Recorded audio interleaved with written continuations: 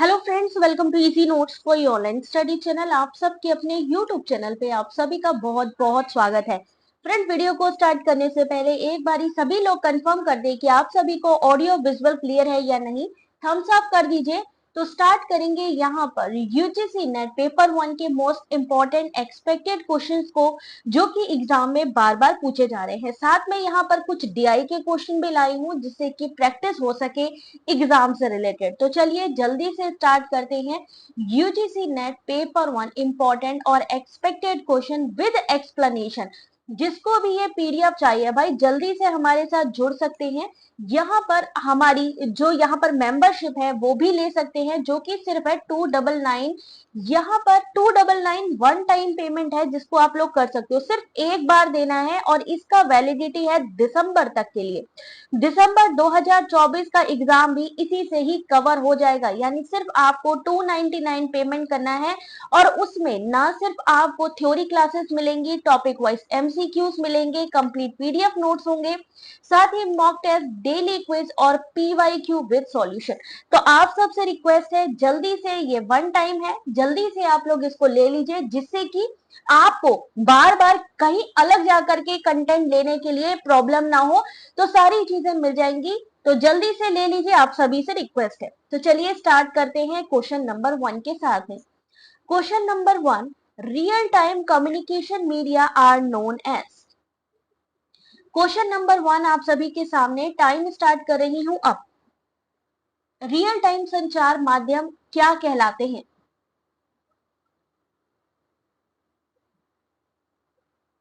Vertical media, asynchronise media, synchronise media या grape wine media?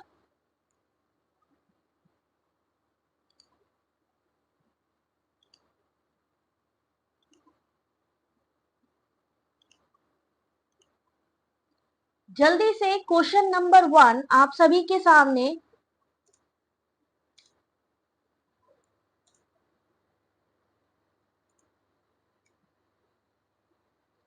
और इस क्वेश्चन का जो सही आंसर है वो क्या होगा? क्वेश्चन नंबर 1 सही आंसर है option number C, real time. Real time यानी कि जब मैं आपसे बात कर रही हूँ उसी समय ही आपकी तरफ से फीडबैक आना चाहिए, उसी समय ही हम लोगों का डायरेक्टली जो मैसेजेस है एक तरफ आना चाहिए, दूसरी तरफ भेजा जाना चाहिए, तो उसे हम क्या कहेंगे? रियल टाइम का संचार, समकालिक संचार कहते हैं। इसमें क्या होता है कि डायरेक्टली, अब जैसे असिंक्रोनाइज मीडिया, जैसे कि मैं आपको मेल का कई बार उदाहरण दे चुकी हूँ कि मान लीजिए मेल है, ईमेल है, ठीक है ना, तो वो हो सकता है ईमेल का जवाब हम तुरंत ना दें।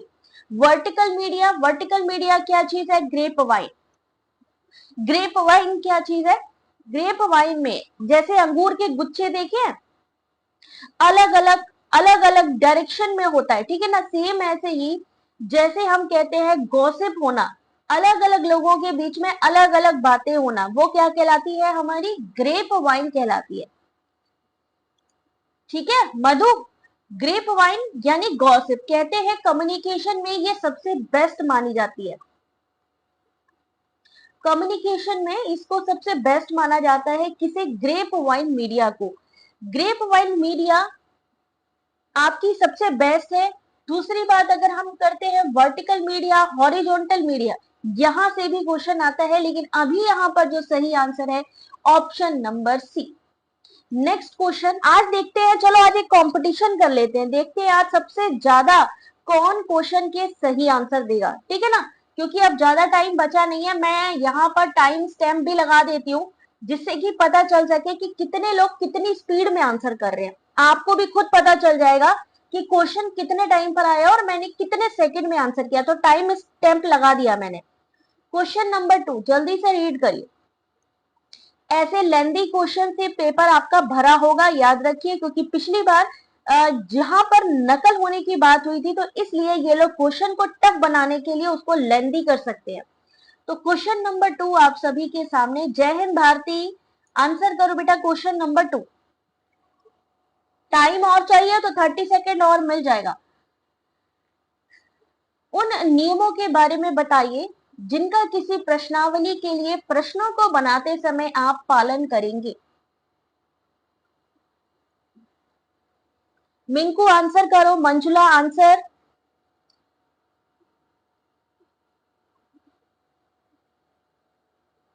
बुलसेट गेमी से सी आंसर। अच्छा चलिए देखते हैं सही आंसर सी है या नहीं। प्रश्नों में द्विअर्थी पदों से बचना। जब आप प्रश्नावली बनाते हैं, क्वेश्चनियर बनाते हैं, तो अगर वहां पे दो तरीके के क्वेश्चन होंगे, दो अर्थ वाले क्वेश्चन होंगे, तो क्या होगा, प्रॉब्लम आएगी। अवॉइड लॉन्ग क्वेश्चन, लंबे प्रश्नों से बचना चाहिए, कुछ मुख्य प्रश्नों को पूछना चाहिए, डबल बैरल प्रश्नों से बचना चाहिए, अवॉइड वेरी स्पेसिफिक क्वेश्चंस, बहुत विशिष्ट प्रश्नों से बचना चाहिए। क्वेश्चन नंबर 2 सही आंसर है सी, यानी option number A, option number B and option number D. प्रश्नावली यानी क्वेश्चन एक शोध उपकरण है जिसमें प्रश्नों का एक सेट होता है और अनेक प्रकार के संकेत होते हैं जिसका उद्देश्य सामने वाले से जानकारी इकट्ठा करना है। एक शोध प्रश्नावली कैसी होती है, क्लोज एंडेड क्वेश्चन भी होते हैं और open ended question.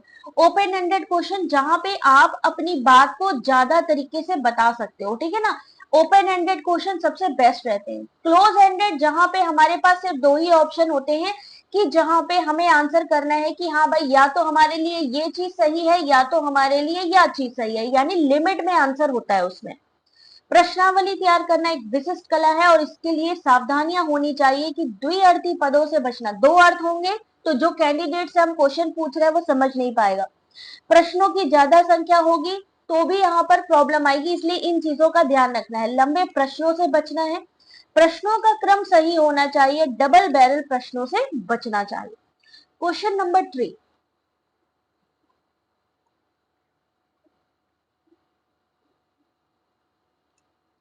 Time start हो रहा है अब।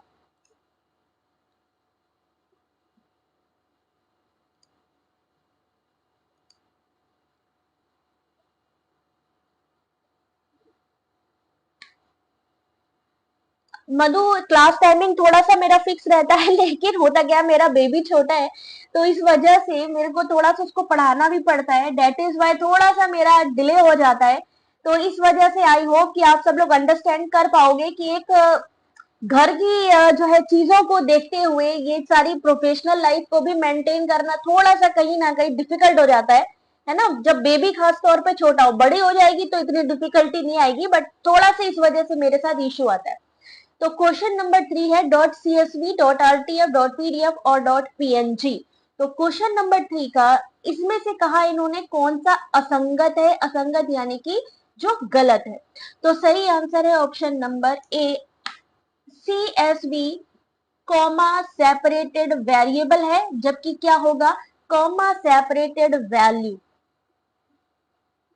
यहाँ पर CSV फाइल में डेटा को अल्प विराम से अलग किया जाता है, इसलिए ये नाम है। CSV फाइलों का उपयोग आमतौर पर सॉफ्टवेयर अनुप्रयोगों के बीच डेटा आयात निर्यात करने के लिए किया जाता है। डॉट CSV सेम ऐसे ही यहाँ पर अलग अलग आपके सामने एब्रीवेशन आएंगे जिसके आपको आंसर करने हैं। अब वो आपके जो एब्रीवेशन है या तो वो आपके ICT से आएंगे या रिसर्च के, मान लीजिए कुछ इंपॉर्टेंट जो है रिसर्च में एब्रीवेशंस होते हैं जो हम आर्टिकल लिखते समय यूज करते हैं, ICT से, रिसर्च एब्रीवेशन से, कभी कभी आपकी गवर्नमेंट पॉलिसी से भी आ जाते हैं। कोई कोई गवर्नमेंट पॉलिसी ऐसी है जिसका पूछ लिया जाएगा पूरा नाम क्या है, ठीक है। क्वेश्चन नंबर 4, आंसर करिए, टाइम स्टार्ट कर रही हूं। Which of the following statements are true, इनमें से कौन सा स्टेटमेंट बिल्कुल सही है।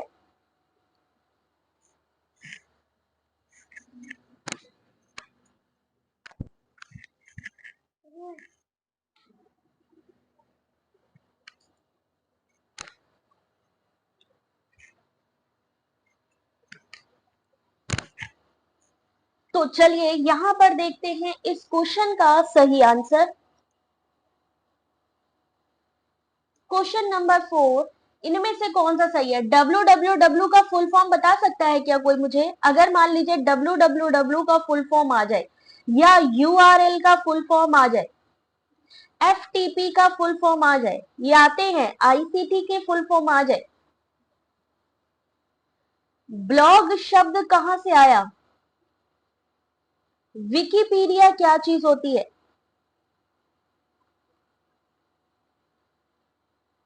ट्विटर पे कितने लेटर्स तक या कैरेक्टर्स तक हम लिख सकते हैं? ट्विटर का यूज इस समय सबसे ज्यादा हो रहा है, ट्विटर। व्हाट्सएप में कितनी इमेजेस तक हम भेज सकते हैं? कितनी इमेजेस हम भेज सकते हैं किसमें? वेब ये आपके व्हाट्सएप में, ठीक है। वहां से भी क्वेश्चन आता है, कितने कैरेक्टर हैं ये भी पूछा जा सकता है। विकिपीडिया में क्या चीज होती है? ब्लॉग शब्द कहां से आया? World wide web. किसके द्वारा लाया गया था ये वर्ल्ड वाइड वेब? यहाँ पर जो क्वेश्चंस दिए हैं इन सबके आंसर आप बता सकते हैं क्या? मान लीजिए यूआरएल, यूआरएल क्या है? www क्या चीज है? ऐसे ही लैन मैन वेन।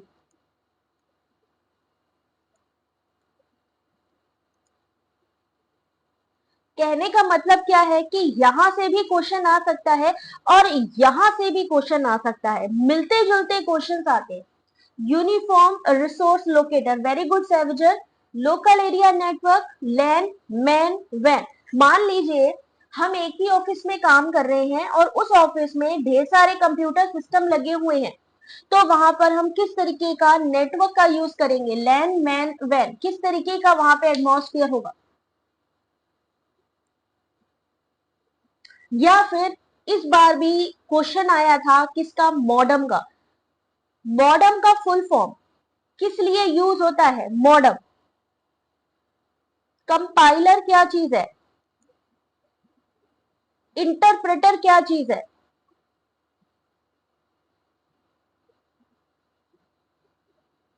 किसने किसने एग्जाम देना है इस बारी? जिसने भी एग्जाम देना है अभी री एग्जाम, याद रखिए Tim Berners Lee www, very good job KP, very good job. जिसने भी एग्जाम देना है, इसीलिए मैं कहती हूँ अपने सोच का दायरा बढ़ाइए, क्योंकि एनटीए काफी आगे है इन सब चीजों से। जो चीज हम लोग छोड़ के आगे बढ़ेंगे ना, वो वही चीज उठा के डाल देगा। तो इसलिए इन चीजों को समझिए। एक चीज और आती है, वो है ओपन सोर्स सॉफ्टवेयर।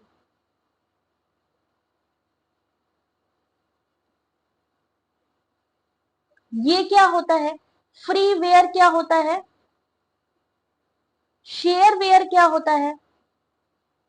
अब जो समझदार बच्चे होंगे वो क्या कहेंगे कि मैम ने इतने सारे पॉइंट्स बता दिए हैं, आज तो इन सबको मैंने पढ़ लेना है। क्योंकि अगर ये चीज कही गई है कि इनमें से कुछ ना कुछ आएगा, 100% आएगा, लिख के ले लो चाहो तो आज लिख के ले लो। आप में से किसी ना किसी में ये सारी चीजें आएंगी ही आएंगी। हो सकता है किसी में विकिपीडिया पूछा जाए, ट्विटर पूछा जाए, किसी में व्हाट्सएप पूछा जाए, किसी में इमेज पूछा जाए, इमेज फाइल पूछी जाए, लेकिन आएगा सब में। ओपन सोर्स सॉफ्टवेयर क्या चीज होती है ना? तो इन सब चीजों को एक बार आप लोगों ने पढ़ लेना है। तो इस क्वेश्चन नंबर 4 का सही आंसर है ऑप्शन नंबर ए, यानी A and B only. www किसी वेबसाइट पर संग्रहित मल्टीमीडिया वेब पेजों का एक संग्रह है और यूआरएल सभी वेब पेजों की अवस्थिति को विनिर्दिष्ट करता है या लोकेशन बताता है जितने भी वेब पेजेस है। कभी कभी ये स्टेटमेंट वाला क्वेश्चन भी आता है। क्लाइंट सर्वर मॉडल कहलाता है www, यानी वर्ल्ड वाइड वेब। यह किसी वेबसाइट पर संग्रहित मल्टीमीडिया वेब पेजों का संग्रह है। World wide web hypertext information system, cross place platform, distributed, open standard, open source जैसी सुविधाएं भी प्रदान करता है। क्वेश्चन नंबर 5,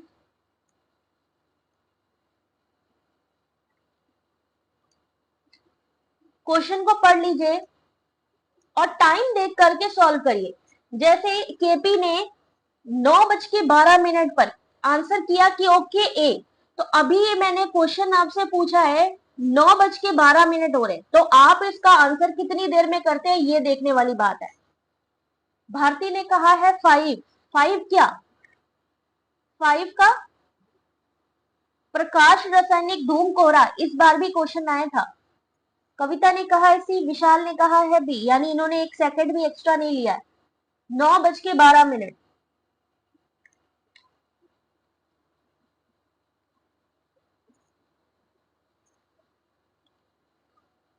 क्वेश्चन नंबर 5 बिल्कुल सही है आप लोग, बी। प्रकाश रासायनिक धूम कोहरा यानी फोटोकेमिकल स्मॉग के बनाने में NO2, जिसे हम नाइट्रोजन ऑक्साइड कहते हैं, सूर्य का प्रकाश, सबसे जरूरी है सूर्य का प्रकाश। VOC यानी वाष्पशील कार्बनिक यौगिक की भूमिका होती है। NO2 अणु को पराबैंगनी विकिरण के संपर्क में आने पर हाइड्रोकार्बन प्रक्रियाओं की एक जटिल श्रृंखला से गुजरना पड़ता है, जिसके परिणाम स्वरूप प्रकाश रासायनिक धूम घटक बनते हैं। अगर मान लीजिए एक स्टेटमेंट यहां से आ गया तो हो सकता है दूसरा स्टेटमेंट यहां से आ सकता है। प्रकाश रासायनिक धूम एक भूरा भूरा बादल है जो हाइड्रोकार्बन और नाइट्रोजन ऑक्साइड सहित प्रदूषित वातावरण पर यूवी प्रकाश की क्रिया बनाता है। NOC तापमान उलटने से मानव जनित वायु प्रदूषक मुख्य रूप से ओजोन, नाइट्रिक अम्ल और जमीन के आसपास कार्बनिक रसायन फंस जाते हैं, जो बहुत ही हानिकारक होते हैं सभी के लिए। क्वेश्चन नंबर 6, टाइम स्टार्ट कर रही हूं अब।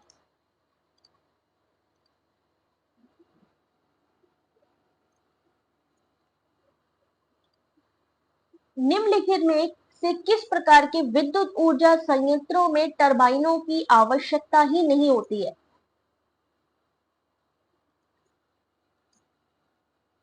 विशाल ने बिना कोई सेकंड गवाए और केपी ने 9:14 पे क्वेश्चन हुआ है और सेम टाइम पर आंसर कर रहे हैं।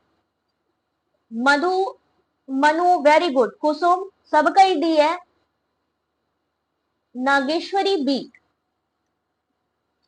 किस प्रकार के विद्युत ऊर्जा संयंत्रों में टरबाइनों की आवश्यकता नहीं होती है? तो सही आंसर होना चाहिए option number D, solar. Solar यानी कि सौर विद्युत ऊर्जा। याद रखिए टरबाइन की आवश्यकता किसमें नहीं होती है? तो सौर ऊर्जा में। ठीक है, तो यहां पर इसका सही आंसर है ऑप्शन नंबर डी।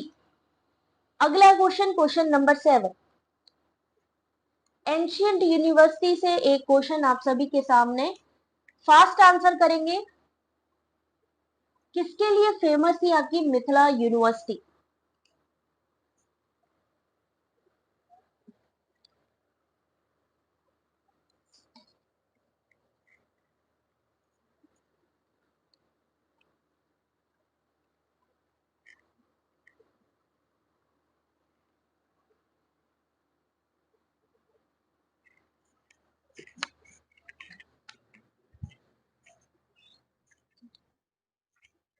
काम कर रही हूँ।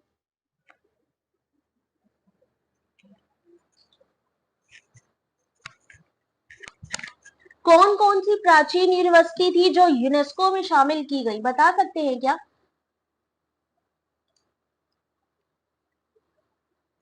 ऐसी कौन सी हमारी प्राचीन यूनिवर्सिटीज हैं जिनको यूनेस्को में शामिल किया गया है? यूनेस्को हेरिटेज में शामिल की जाने वाली एंशियंट यूनिवर्सिटी, जल्दी से बताइए और उनका जो ईयर है वो भी बता दीजिए।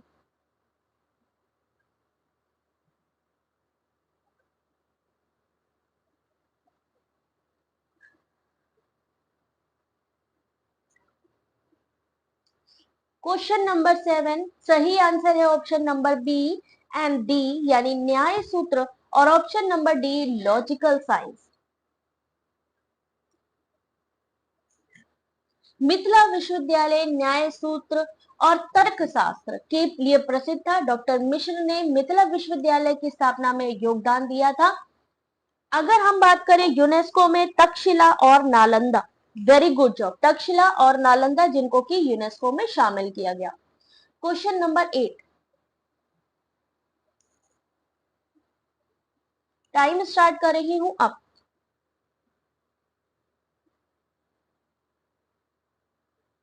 क्वेश्चन को पढ़िए और आंसर करिए। 1937 में गांधी जी ने एक स्कीम विकसित की जो Wardha scheme of basic national education के नाम से विख्यात है।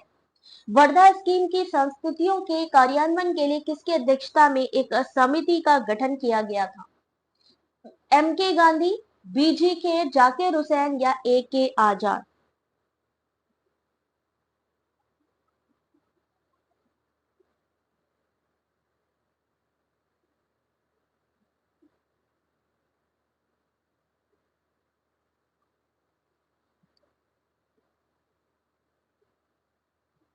चलिए देखते हैं क्वेश्चन नंबर 8 का सही answer, option number C Zakir Hussain.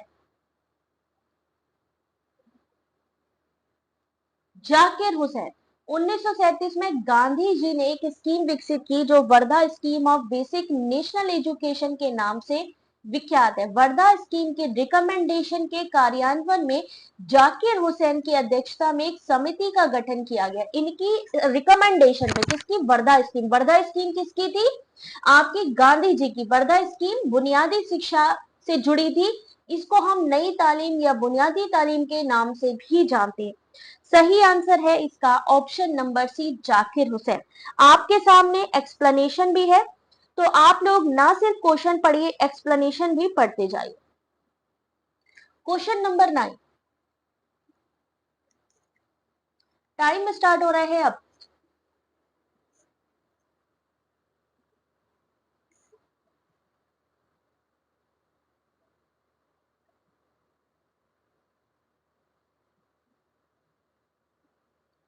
स्वयं एक ऐसा मंच है जो प्रत्येक के द्वारा कहीं भी किसी भी समय पर अभिगमित कक्षाओं में पढ़ाए जा रहे पाठ्यक्रमों की कौन सी क्लास तक की मेजबानी करता है?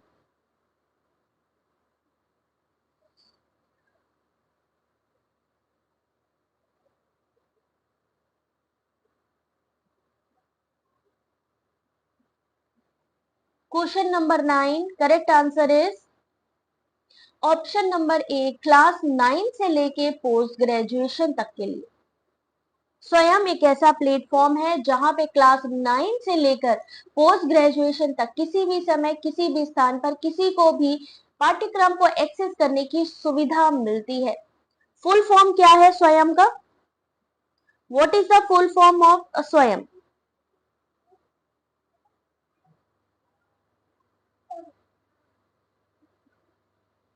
कितने चैनल है स्वयं प्रभा में? वो भी आता है क्वेश्चन पूछने में। क्वेश्चन नंबर 10,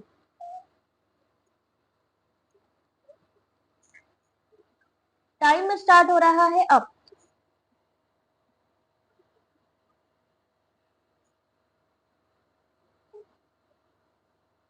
40 चैनल है, वेरी गुड। इन्वायरमेंट की, चलो कल इन्वायरमेंट की क्लास लगा देंगे, ठीक है मनु? कल इन्वायरमेंट के क्वेश्चन एमसीक्यूज में करवा देंगे, डोंट वरी। गैर तकनीकी और गैर वैज्ञानिक निदर्श यानी मॉडल्स के अंतर्गत कौन सी पाठ्यचर्या विकास निदर्श आते हैं? Non technical non scientific model बताने हैं करिकुलम डेवलपमेंट मॉडल की।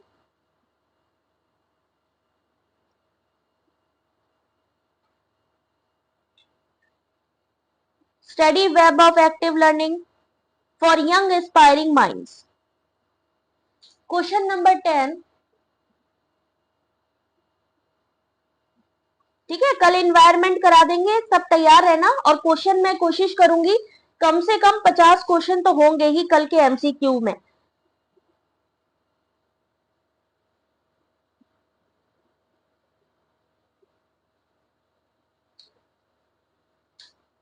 सही आंसर है option number B, ACND। ACND यानी ओपन क्लासरूम हो गया आपका Roger model of interpersonal relation. Non scientific है, नॉन जो है टेक्निकल है। और ऑप्शन नंबर डी, वेंस्टेन और फेंटनी निदर्श। ठीक है, यहां से क्वेश्चन आता है कौन से ऐसे हैं जो गैर तकनीकी हैं, कौन से हैं जो टेक्निकल में आते हैं। टाबा के बारे में सुना होगा, टाबा का नाम भी आता है। तो ये आपके करिकुलम डेवलपमेंट मॉडल्स इस समय आ रहे हैं। क्वेश्चन नंबर 11, अच्छा एक चीज और आती है कभी कभी, एस्काई का फुल फॉर्म भी आता है। एस्काई की पूछा जाता है कि भाई इसमें कितनी वैल्यूज होती हैं। क्वेश्चन नंबर 11, टाइम स्टार्ट हो रहा है अब। एपीए का फुल फॉर्म, अभी डीआई का क्वेश्चन भी है नाच, अभी आप वो भी देखोगे, ठीक है, डोंट वरी। अभी इस वाले की जो आज अभी सीरीज देख रहे हो इसमें कुछ डीआई के क्वेश्चन भी है, उसको सॉल्व करना। जब मुझे लगेगा कि आप लोग ज्यादा से ज्यादा क्वेश्चन सॉल्व कर रहे हो, ट्रस्ट मी उस दिन मैं ज्यादा डीआई के क्वेश्चन लाऊंगी, तो तैयार रहो इन चीजों के लिए। एपीए शैली में शोध पत्र के निम्नलिखित घटकों को सही क्रम में लिखिए। एपीए स्टाइल को सही तरीके से लिखना है।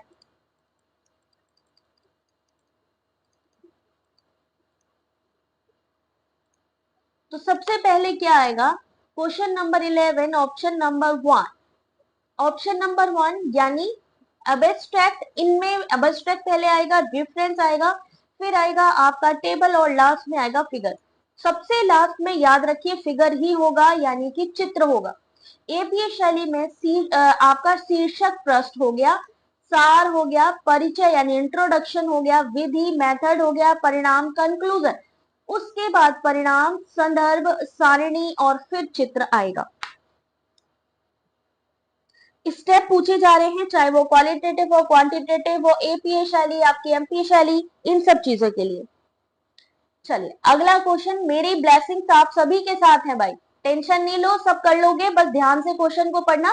सेम क्वेश्चन घुमा के देंगे, जैसे यहाँ पर इन्होंने लिख दिया है यांत्रिक मॉडल, ठीक है, और एग्जाम में 18 जून को सेम क्वेश्चन पूछा गया था। सेम क्वेश्चन आज दिन 18 जून 2024 जनसंचार के लक्षण पूछे गए थे, अब इन्होंने इसको यांत्रिक मॉडल कह दिया, जबकि ऑलरेडी जो मास कम्युनिकेशन होता है वो एक यांत्रिक मॉडल ही कहा जाता है। तो सही आंसर इस क्वेश्चन का, मास कम्युनिकेशन में क्या क्या होता है वो आ गया तो समझ में आ जाएगा। मास कम्युनिकेशन समझना हो तो क्या करना है, याद रखना है कि प्रधानमंत्री मोदी जी जब लाल किले से भाषण देते हैं तो क्या क्या चीजें उस समय होती हैं।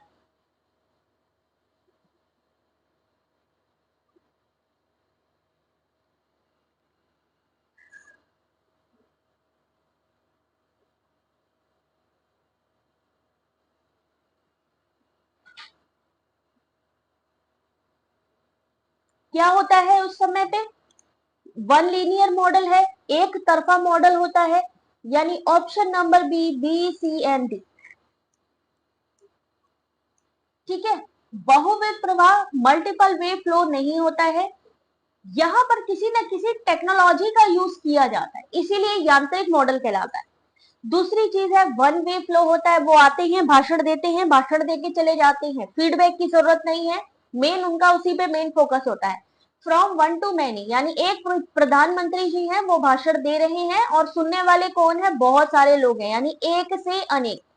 अब वो इतनी जनता जो होती है, इतने जाने श्रोता जो होते हैं, ऑडियंस होती है, वो उनके लिए अनजान होते हैं, उनको खुद नहीं पता कौन कौन है, जबकि जनता को पता है कि ये कौन है, लेकिन प्रधानमंत्री मोदी जी हर एक को नहीं जानते। अब जैसे मैं खड़ी हो जाऊं लाल किले के पास में जाके तो वो कहेंगे भाई आप कौन, है ना। तो कैसी होती है जनता, अज्ञात होती है। एक्टिव ऑडियंस होती है, ऐसा जरूरी नहीं है कि एक्टिव ऑडियंस हो, क्योंकि वो कभी कभी आपने देखा होगा कि लाल किले में आपका मार्च पास्ट हो रहा है, सब चीजें हो रही हैं और वो लोग कोई पंखा हिला रहा है, कोई कुछ कर रहा है, प्रॉपर एक्टिव नहीं रहते हैं। तो यहाँ पर इसका सही answer option number B. Question number 30 reasoning का एक क्वेश्चन है, देखते हैं कौन कितनी देर में सॉल्व करता है। Question number 13, time start now.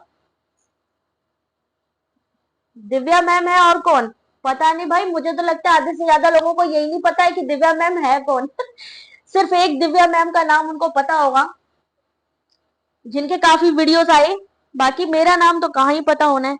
Mathematic की क्लास, ठीक ठीक, बिल्कुल बेटा, एग्जाम आने तक सारी चीजें कंप्लीट करेंगे, ठीक है, रिवीजन। तो इसलिए यहाँ पर मैं जो क्वेश्चंस भी लाती हूँ उनमें सारी चीजें मिक्स लाती हूँ कि एटलीस्ट सब चीजों की थोड़ी थोड़ी एक्सरसाइज हो जाए। तो 12, 12, 24, 72, 288 के बाद में क्या आएगा। क्वेश्चन नंबर 13 सबसे पहले आंसर किसने दिया भाई,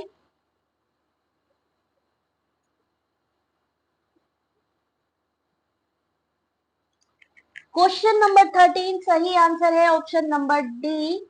क्यों, क्यों डी है भाई, क्योंकि पहला मल्टीप्लाई हो रहा है 1 के साथ तो 12 हो गया, दूसरे में मल्टीप्लाई हो रहा है 2 के साथ, 24 multiply by 3, 74 multiply by 4, 288 multiply by 5, यानी 1 2 3 4 5 6 आगे मल्टीप्लाई होते जा रहा है। 1440 multiply by 6, 8640, correct answer is 1440। Correct answer है ऑप्शन नंबर डी। जब भी ऐसे सीरीज आए चेक कर लीजिए कि उस सीरीज में ऐसा तो नहीं है कोई मल्टीप्लाई किया गया हो, या प्लस किया गया हो, या वहां पे किसी का स्क्वायर हो रहा हो, या किसी का क्यूब हो रहा हो, यही सब चीजें आती हैं। क्वेश्चन नंबर 14, मेमोरी से रिलेटेड ना आए ऐसा तो पॉसिबल ही नहीं है। Which of the following memory storage device is considered as a primary storage? Primary storage कौन सा है इसमें से?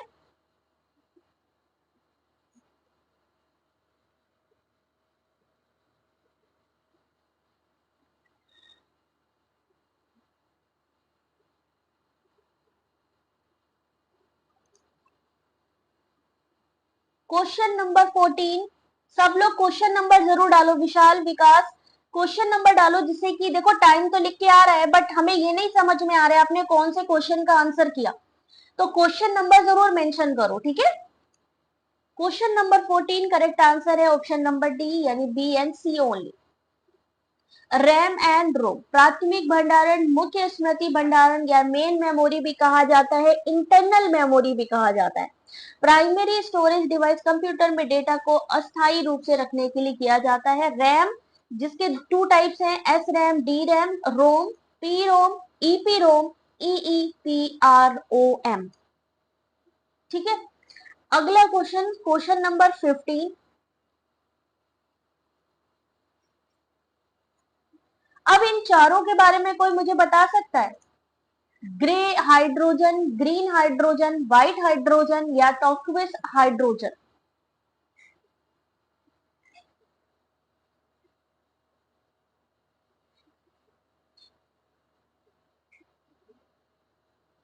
ये इस तरीके के हाइड्रोजन के प्रकार जो हैं,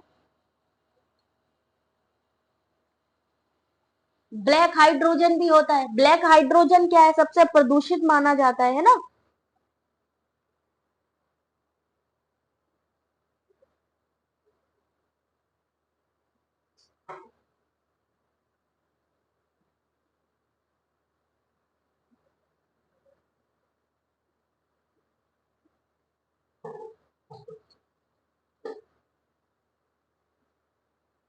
चलिए देखते हैं इस क्वेश्चन का सही आंसर।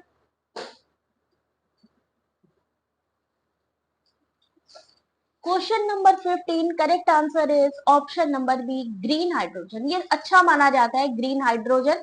ये प्राकृतिक संसाधन जैसे कि सूर्य का प्रकाश, हवा या पानी से उत्पन्न होता है, इसलिए ग्रीन हाइड्रोजन को कैसा माना जाता है?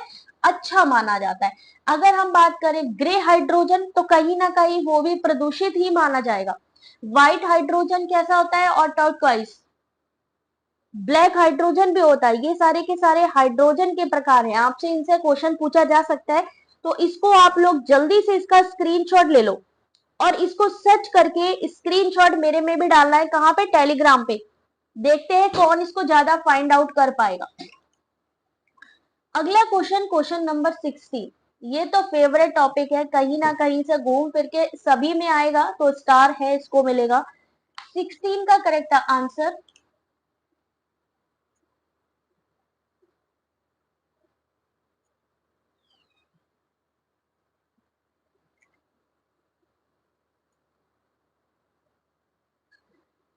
प्रोटोकॉल, सबमिट प्रोटोकॉल और थीम इशू, पेरिस, क्योटो, रियो या मॉन्ट्रियल?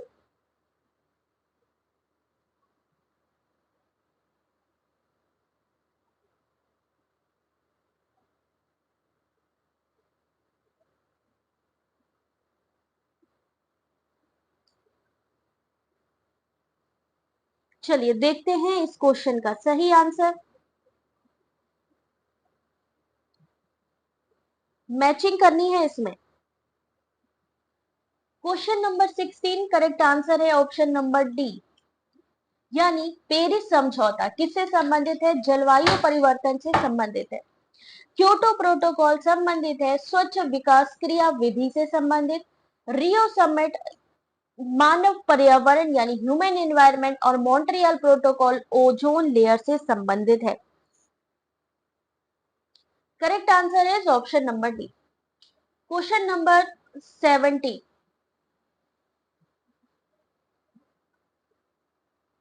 वेस्ट मटेरियल से क्वेश्चन जरूर आता है, वेस्ट मटेरियल से। या आरओ में किस तरीके, अब होता है ना आरओ, रिवर्स ऑस्मोसिस, आरओ किस तरीके से काम करता है, पानी को कैसे साफ किया जाता है, सोलर पैनल क्या चीज होती है। 17 का सही आंसर। ऐसे क्वेश्चंस टफ लगते हैं, ऐसे क्वेश्चंस, देखो मैंने यही चीज कही है कि क्वेश्चन को तो पढ़ो, एक्सप्लेनेशन भी पढ़ो, तो जब चीज क्लियर होगी ना तो क्वेश्चन किधर से भी आएगा आप आंसर कर लोगे। Which of the following are removed through secondary water treatment process?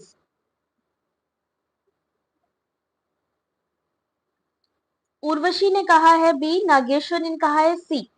तो देखते हैं इस क्वेश्चन का सही आंसर। क्वेश्चन नंबर 17 सही आंसर है सी, कोलाइडी एंड विलयत जैव पदार्थ। कोलाइडी और विलयत जैव पदार्थ को द्वितीयक यानी सेकेंडरी वाटर ट्रीटमेंट प्रोसेस से हटाया जाता है।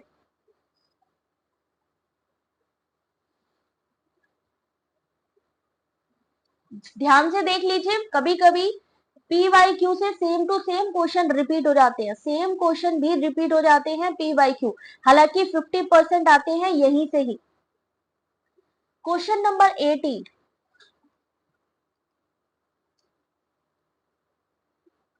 आंसर करिए, 30 सेकेंड्स आपके पास।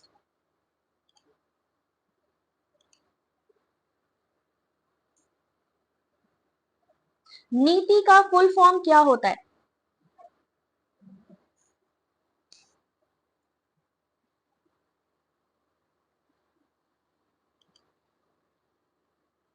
National integration for teaching Indians, non government initiation for training institute, national institute for transforming India या national identification for technical integration. अब यहां से कैसा क्वेश्चन आ सकता है कि नीति आयोग कौन से ईयर में बना था, इसके प्रेसिडेंट कौन है, इसने किसको रिप्लेस किया है या किसकी जगह पे आया है, थिंक टैंक इसको कहा जाता है या नहीं।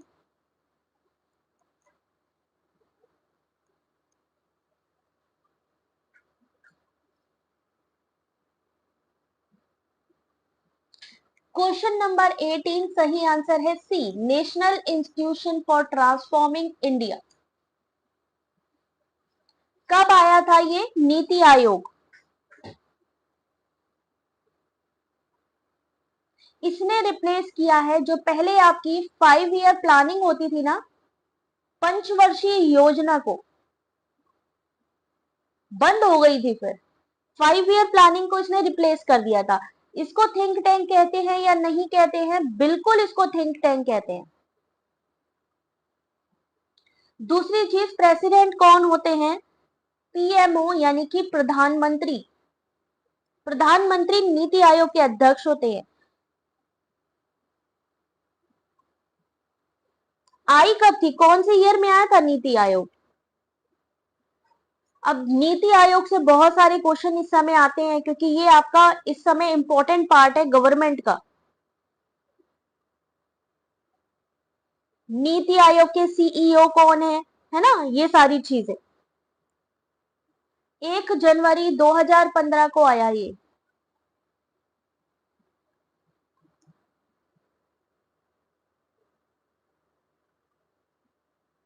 चेयरपर्सन नरेंद्र मोदी।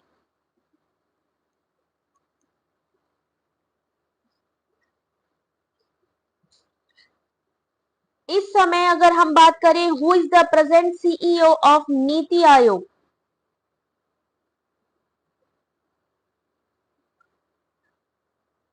नीति आयोग का एम क्या है, क्या करना है नीति आयोग का काम, तो ये सारी चीजें किस में आती है, स्टेटमेंट वाले क्वेश्चन में आती है। ठीक है, क्वेश्चन नंबर 18 सही आंसर है सी। क्वेश्चन नंबर 19,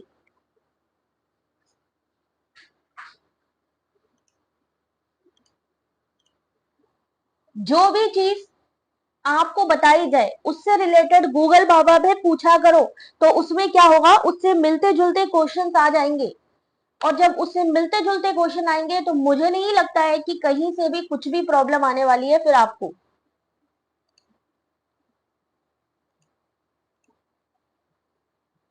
क्योंकि इस समय एनटीए क्या कर रहा है, यही कर रहा है। जरा ध्यान से देखिएगा।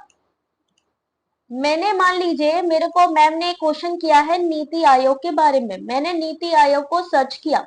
नीति आयोग हमने किसमें डाला, गूगल में डाला नीति आयोग। देख सकते हैं क्या क्या चीजें आई हैं। नीति आयोग का full form, NITI Aayog chairman.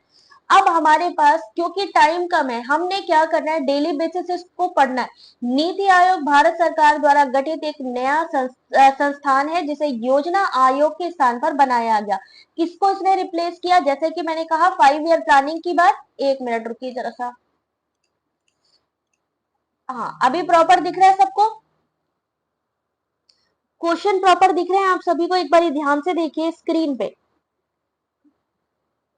NITI Aayog आप सभी के सामने क्या क्या क्वेश्चंस हैं यहाँ पे, अगर मैं आपसे पूछूं क्या क्या क्वेश्चंस हैं आपके सामने।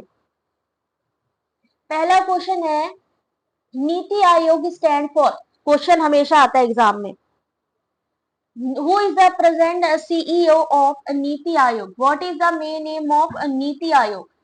2015 में लाया गया, योजना आयोग को इसने रिप्लेस किया। विकिपीडिया खोल लो तो और ही अच्छे से समझ में आ जाएगा। चेयरपर्सन नरेंद्र मोदी, फाउंडेड 1 जनवरी 2015। फाउंडर कौन है, नेशनल डेमोक्रेटिक अलायंस। अभी प्रॉपर दिख रहा है कि नहीं, एक बार जरा कंफर्म करो। नीति.gov.in पर जाएंगे तो आपको इसकी पूरी डिटेल मिल जाएगी नीति आयोग की। ऐसे ही हम लोगों को सर्च कर करके पढ़ना होता है। विकिपीडिया पे जाओगे सारी चीजें आ जाएंगी। ऐसे ही प्लानिंग कमीशन क्या है, सोशल मीडिया से जुड़े हुए question, Twitter, Instagram, Facebook, YouTube, क्या चीज है ये। नीति आयोग के बारे में question, NITI Aayog stand for, NITI Aayog national institution for transforming India is a policy think tank of the Indian government which provide input regarding the different program and policy of government। योजना आयोग को इसने रिप्लेस किया है। Who is the present CEO of NITI Aayog? Shri BVR Subramaniam. What is the main aim of NITI Aayog? 7 pillar of NITI Aayog. अभी दिख रहा है नागेश्वरी? अभी भी नहीं दिख रहा है? अब तो दिखना चाहिए भाई।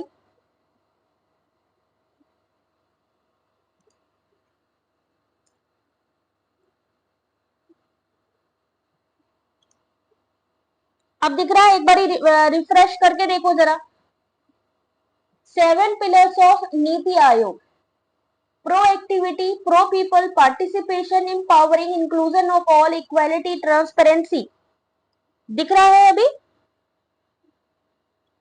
अब हमने पिलर्स के बारे में बात करें तो एनईपी 2020 के तो हम जान लेते हैं, लेकिन नीति आयोग के बारे में हम जानते नहीं। नीति आयोग का पुराना नाम क्या था, planning commission. Who control NITI Aayog? Government control करती है। What is the headquarter of NITI Aayog? मतलब सोचिए, हेडक्वार्टर का न्यू दिल्ली में है। हम एक चीज ढूंढने जाएंगे, हमें कई चीजें मिल जाएंगी इससे मिलती जुलती। सेम ऐसे ही मैं ये कभी नहीं कहती हूँ भाई तुम लोग एक ही चीज पर टिके रहो, कभी भी नहीं। एनईपी 2020 डालिए, अब नेशनल एजुकेशन पॉलिसी डालिए। एनटीए ऐसे ही सर्च करता है क्वेश्चन, मैं आपको पहले ही बता दूं। एनईपी 2020 ऐसे ही सर्च करता है। नेशनल एजुकेशन पॉलिसी से जुड़े कैसे क्वेश्चन आते हैं? पहला, what is the NEP 2020 policy, क्या है ये? Access, equity, quality, affordability, accountability पर ये डिपेंड करती है। चाहो तो ट्रांसलेट कर लो हिंदी में, आजकल तो गूगल बाबा ट्रांसलेट भी करके देते हैं। फिर इसके मुख्य विचार क्या है, किसके लिए है ये? 5+3+3+4 क्या चीज है ये, जो इसकी संरचना है। नई शिक्षा नीति में मुख्य उद्देश्य क्या है, मुख्य सिद्धांत क्या है, ये अच्छा है या बुरा, स्टेटमेंट वाले क्वेश्चन। एनईपी के 4 चरण क्या है, वही जो स्टेप की बात करी। 4C क्या है?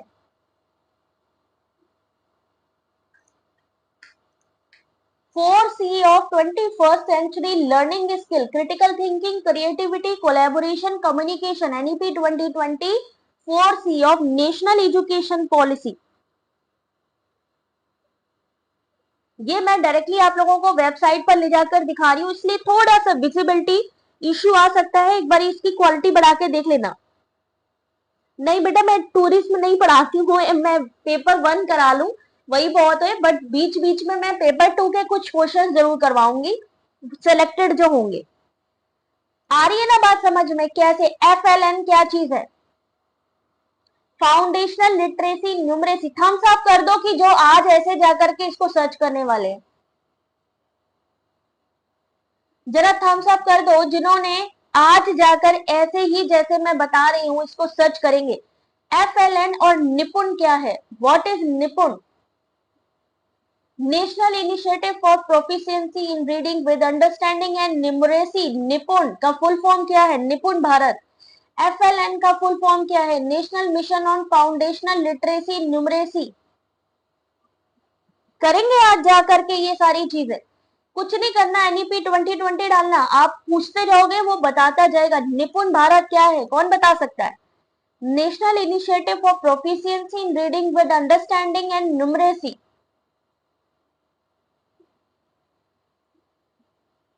फुल फॉर्म ऑफ परख। मैंने कुछ नहीं किया बेटा, मैं कुछ कर ही नहीं रही हूं, यहाँ पे ये खुद ही गूगल ही मुझे आंसर किए जा रहा है, मतलब सोचो इतना अंडरस्टैंडिंग है, जो चीज मैं पूछे जा रही हूँ वो बताए जा रहे हैं। Who launch FLN? निपुण भारत। FLN G20 निपुण भारत। ऐसे ही NTA क्वेश्चन पेपर उठा के पूछना शुरू करता है। Full form of Diksha in NEP। दीक्षा क्या चीज है? फिर वो कहेगा दीक्षा ही क्यों पूछ रहे हो, निष्ठा भी पूछ लो, निष्ठा क्या चीज है? तो ये सारी चीजें हैं आप लोगों को, जो आप लोगों को एग्जाम से पहले इसको सर्च करना है और करना है, ठीक है? अब स्टार, ऐसे ही आपने स्टार को सर्च करोगे तो बाकी चीजें आ जाएंगी। तो question number 19 option number A, scheme for transformational advance research in fundamental sciences, star का फुल फॉर्म। क्वेश्चन नंबर 20, यहां पर ये क्वेश्चन है DI का, कौन सॉल्व कर सकता है इस क्वेश्चन को? सबसे पहले तो स्टेटमेंट पढ़ा करो, जब भी क्वेश्चन आए स्टेटमेंट पढ़ो सबसे पहले। ये ऐसा तो नहीं है कि स्टेटमेंट में कुछ लिखा हो, तो यहाँ पे ऐसी कोई डिजिट नहीं दी गई है, यानी हमें आंसर किससे निकालना है? डायरेक्ट टेबल से निकालना है। क्वेश्चन है कि 2020 में, किसमें? 2020 में विद्यालय सी कहाँ है? ये रहा। उसी वर्ष में विद्यालय A और B, यानी इन A और B यानी इन दोनों को मिला के नामांकित कुल बालिकाओं की संख्या के बीच में क्या अनुपात है? तो आपको पता है कि C का निकाल लेना है, तो C का आपको पता है 200, A और B का निकालना है तो 250, निकालो मेरे साथ साथ 300, टोटल कितना हुआ? 550। तो हम क्या करेंगे? 200 550 का रेशियो निकाल लीजिए, बताइए भाई क्या आंसर होगा?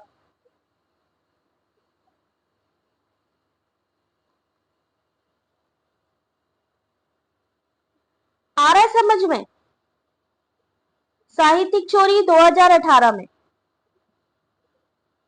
ये वाला क्वेश्चन समझ में आया? अरविंद क्वेश्चन समझ में आया ये वाला? सी आंसर बिल्कुल सही है।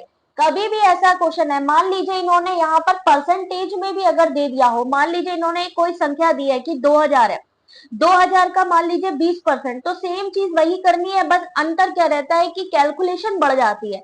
यहाँ पर इन्होंने परसेंटेज नहीं दिया, लेकिन एग्जाम में हो सकता है परसेंटेज वाले क्वेश्चन ज्यादा हो, तो ट्रिक आनी चाहिए कि हमें कैसे निकालना है, कि सी को पहले आप निकाल लो, फिर ए और बी को लिखा है तो ए और बी को निकाल लो, अगर परसेंटेज दिया है तो टोटल से परसेंटेज निकाल लो, आंसर आ जाएगा। 21 देखते हैं कितने लोग सॉल्व कर पाते हैं। 2021 और 2017 में नामांकित बालिकाओं की संख्या के बीच में न्यूनतम जो अंतर है किस विद्यालय में है? यानी यहाँ पर 200 है, यहाँ पे 300 है, कितने का डिफरेंस है? 100 का डिफरेंस है। 150, ये कितना है? 250, कितने का डिफरेंस है? 100 का डिफरेंस है यहां पर भी। फिर 100 और कितना है 275, इनमें कितने का अंतर है 175 का। यानी हमारे सामने अगर हम देखें ए और बी ऐसे हैं जिनका की सेम अंतर आ रहा है जो कि है 100, तो हमारा आंसर क्या होगा ऑप्शन नंबर डी। मनु यहां समझ में आ रही है डीआई के क्वेश्चन? कुछ नहीं करना था, सिंपल सा ये क्वेश्चन निकाल देना था। सही आंसर है डी। इन्होंने कहा कौन से ऐसे विद्यालय हैं जहां पे न्यूनतम अंतर है। डी आंसर सही है इस क्वेश्चन का। देख लो क्वेश्चन नंबर 22। अब सिर्फ एवरेज पूछा इन्होंने। इन्होंने कहा सभी तीनों विद्यालयों में, यानी आपको जो भी एवरेज निकालना है किससे निकालना है, 3 कॉलेज से, उससे भाग देना है 2019 में।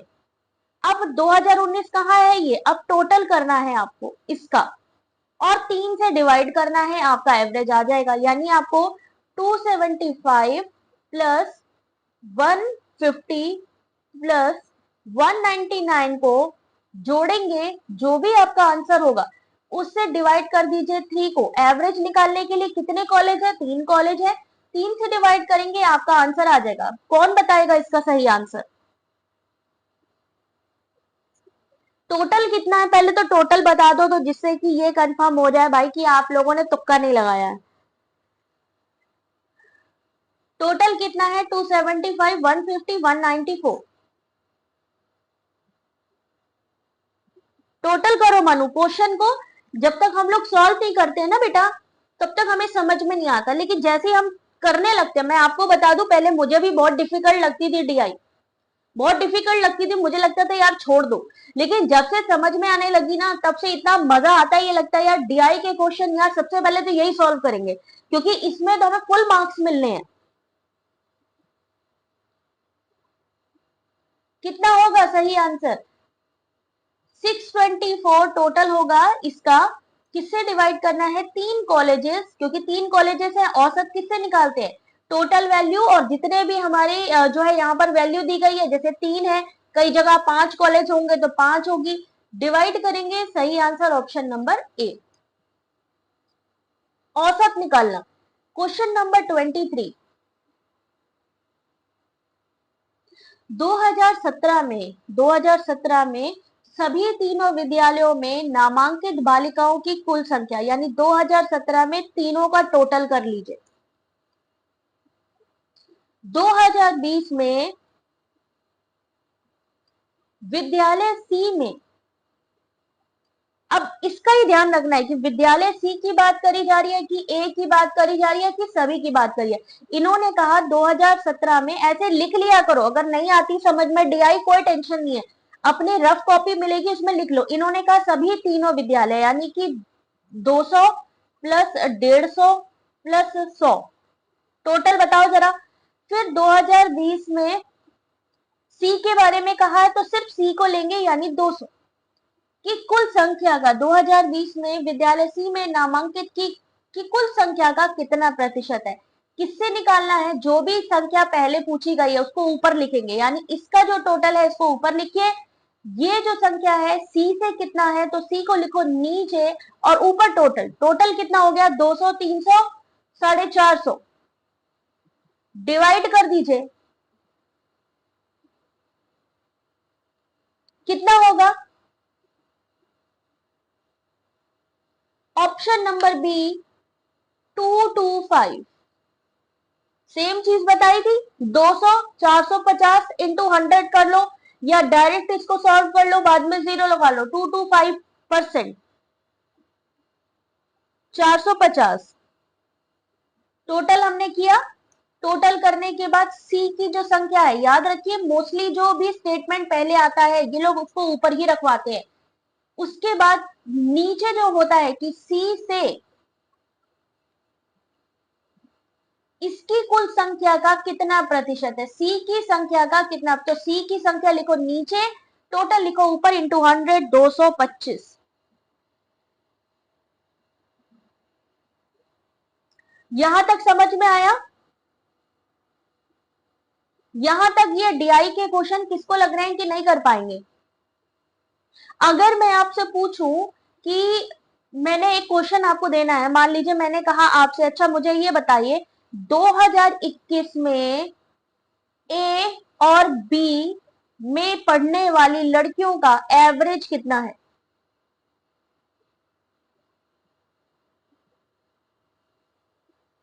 गुड इवनिंग ज्ञानेश्वरी, आंसर करो। अगर मैं आपसे सिंपल सा पूछूं कि 2021 में, देखिए स्टेटमेंट में कोई भी डेटा नहीं दिया गया है, जो भी टेबल से निकालना है वो इसी से निकालना है। परसेंटेज वाले सवाल होंगे तो यहाँ पर डेटा लिखा होगा कि इतने में से आंसर निकालना है। तो 2021 में ए प्लस बी का एवरेज, ये इजी लेवल है, बट कल वाला जो क्वेश्चन मैं कराऊंगी वो डिफिकल्ट होगा। आज मैंने थोड़ा इसीलिए इजी लाई, मैंने कहा कि थोड़ा इंटरेस्ट बने, क्योंकि बच्चे जनरली घबरा जाते हैं, है ना। तो कल डिफिकल्ट लेवल होगा, जो एग्जैक्ट पैटर्न आ रहा है एग्जाम में। ये भी आ सकता है लेकिन परसेंटेज वाले ज्यादा आ रहे हैं। तो 300 और 250 कितना हुआ? 550।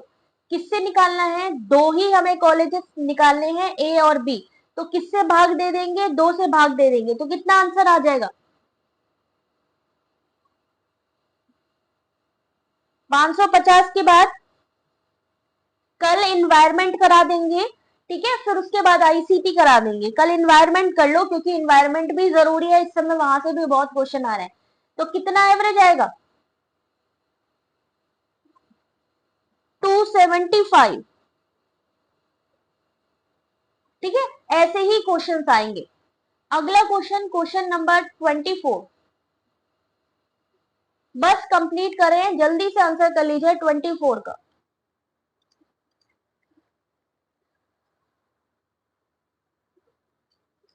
ट्रिक वाइज सॉल्व, कल भी देखो मैं क्वेश्चन लाऊंगी पीवाईक्यू आपका, जो लेटेस्ट पैटर्न आ रहा है डीआई का।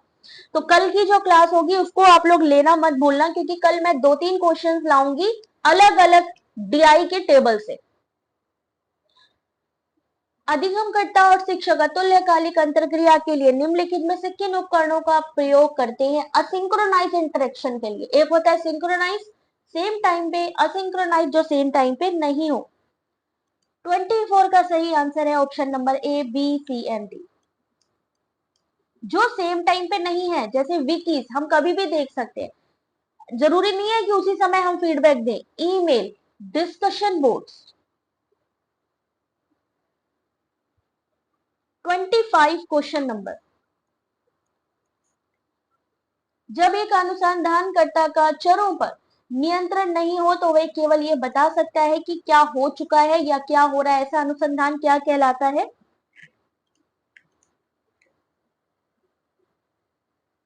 ये जो क्लास होगी ये आपकी होगी कल रात को ही 9 बजे, ठीक है। 9 बजे क्लास होगी ये रात को, आप लोग ज्वाइन करिएगा। बाकी अगर दिन में क्लास होगी तो वो मैं आपको टेलीग्राम के थ्रू या व्हाट्सएप के थ्रू बता दूंगी। लिंक आपको टेलीग्राम की इसी चैट सेक्शन पे ऊपर मैंने पिन किया हुआ है, आप लोग चेक कर सकते हो। X post facto, very good job. जब कोई घटना हो चुकी होती है या हो रही है तो वहां पर क्या होगा? एक्स पोस्ट फैक्टो होगा। सही आंसर सी। तो यहां तक भाई गाइस हो गए हैं 25 क्वेश्चंस डीआई को मिला के। कल आएंगे और क्वेश्चंस आपके लिए। आप सभी से रिक्वेस्ट है, जो भी आने वाले एग्जाम के लिए दिसंबर के लिए भी तैयारी करना चाह रहे हैं, बाकी री एग्जाम भी इसी में इन्वॉल्व है, उसके क्वेश्चंस भी इसी में ही आपको मिल जाएंगे। ये सारी चीजें मिलेंगी, theory classes, topic wise MCQs, PDF, mock test, daily quiz. आपको क्या करना है? सिर्फ एक वन टाइम पेमेंट करना है, वन टाइम करना है सिर्फ एक बार। दिसंबर तक के बैच के लिए है ये 299 केवल, ठीक है।